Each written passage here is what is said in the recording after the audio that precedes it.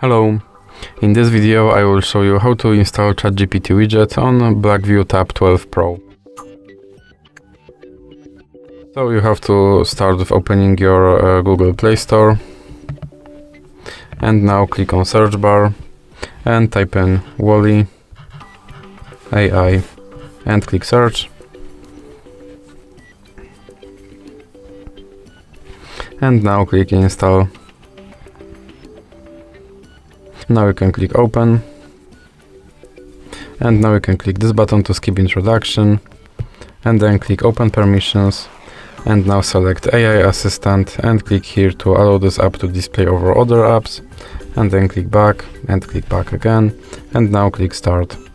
And as you can see, here is your Chat GPT widget, and you can open him and tell him to do something.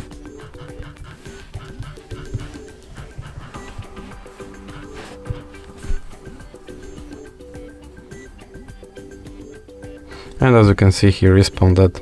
And if you want to remove him from your screen, just drag him into the X icon in the middle. So that's it for this video. If you liked it, please remember to leave a like and subscribe.